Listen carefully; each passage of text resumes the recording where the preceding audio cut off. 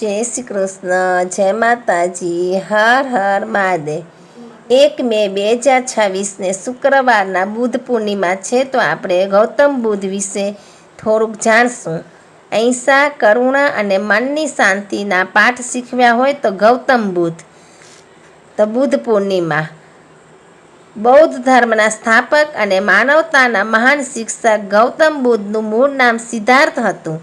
તેમનો જન્મ ઈસવીસન પૂર્વે 563માં નેપાળના લુંબિનીમાં એક રાજવી પરિવારમાં થયો હતો। તેમણે મહેલને ભવ્યતાનો ત્યાગ કર્યો અને પોતાનું જીવન સમાજ કલ્યાણ અને ધ્યાન માટે સમર્પિત કર્યું। ગૌતમ બુદ્ધે આપણને અહિંસા, કરુણા અને મનની શાંતિના પાઠ શીખવ્યા। આવતીકાલ તારીખ 1/5 શુક્રવારના બુદ્ધ પૂર્ણિમા છે। હિન્દુ ધર્મમાં ભગવાન બુદ્ધને વિષ્ણુના 9મા અવતાર માનવામાં આવે છે। તો તારીખ 1/5 શુક્રવારના બુદ્ધ પૂર્ણિમા છે, તો આપણે ગૌતમ બુદ્ધ વિશે જાણશું। ગૌતમ બુદ્ધના પ્રેરણાદાયી વિચારો આપણને જીવનમાં સફળતા, શાંતિ અને સંતુલન પ્રાપ્ત કરવા માટે પ્રેરણા આપતા રહે છે। જે વ્યક્તિ જાણી જોઈને જૂઠું બોલવામાં શરમ અનુભવતો નથી, તે કોઈ પણ પાપ કરી શકે છે। તેથી તમારે તમારા હૃદયમાં એ વાત કોતરવી જોઈએ કે હું મજાકમાં પણ ક્યારેક જૂઠું બોલીશ નહીં। ભૂતકાળ પર ધ્યાન ન આપો, ભવિષ્ય વિશે વિચાર ન કરો, તમારા મનને વર્તમાન ક્ષણ પર કેન્દ્રિત કરો। સત્ય શબ્દો અમૃત છે, સત્ય શબ્દો શાશ્વત ધર્મ છે। સંતો હંમેશા સત્ય, સારા ઈરાદા અને સદ્ભાવનામાં અડગ રહે છે। જીવનમાં 1000 યુદ્ધો જીતવા કરતાં પોતાને જીતવું વધુ સારું છે।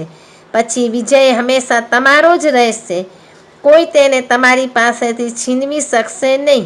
સંતોષ એ સૌથી મોટી સંપત્તિ છે, વફાદારી એ સૌથી મોટો સંબંધ છે અને સ્વાસ્થ્ય એ સૌથી મોટી ભેટ છે। જો તમારે મુક્તિ પ્રાપ્ત કરવી હોય તો તમારે જાતે સખત મહેનત કરવી પડશે, બીજા પર આધાર રાખશો નહીં। તમે જે વિચારો છો તે જ બનો છો, તેથી સારા બનવા માટે હંમેશા સારું વિચાર કરો। ખરાબથી દૂર રહેવા માટે ભલાઈનો વિકાસ કરો અને તમારા મનને સારા વિચારોથી ભરો। જેણે પોતાના મનને કાબૂમાં રાખ્યું છે તેને શાંતિ પ્રાપ્ત થઈ જાય છે। જો તમે તમારા લક્ષ્યોમાં સફળ થવા માંગતા હો તો તમારામાં વિશ્વાસ રાખો। વિશ્વાસ રાખવો એ જ મહત્વપૂર્ણ બાબત છે।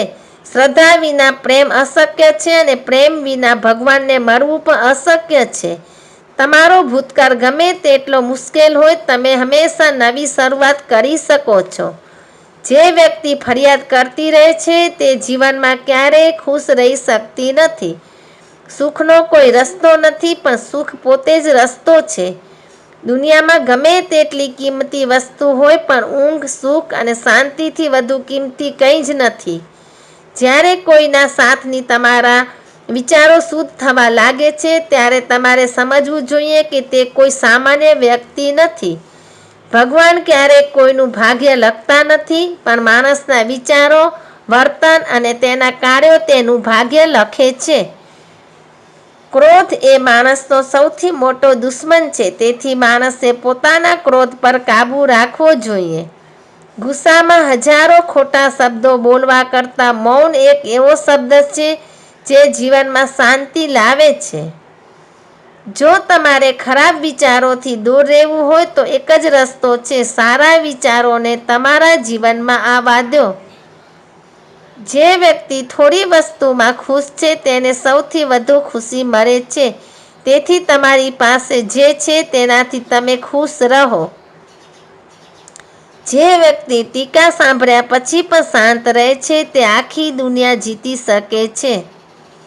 વ્યક્તિ જેટલી શાંત હોય છે તેટલી જ તે પોતાની બુદ્ધિનો ઉપયોગ વધુ ઊંડાણપૂર્વક કરે છે। આ દુનિયામાં કંઈ કાયમી નથી, તેથી ક્યારેય અહંકારી ન બનો। ગઈકાલ ગમે તેટલી મુશ્કેલ હોય, દરેક દિવસ એક નવો દિવસ હોય છે। દરેક દિવસ એક નવી સવાર, નવી આશા સાથે જન્મે છે। તો આ હતા ગૌતમ બુદ્ધના સુવિચારો, સારા વાક્યો, અહિંસા, કરુણા અને મનની શાંતિના પાઠ। બોલો ગૌતમ બુદ્ધ ભગવાન કી જય. હર હર મહાદેવ.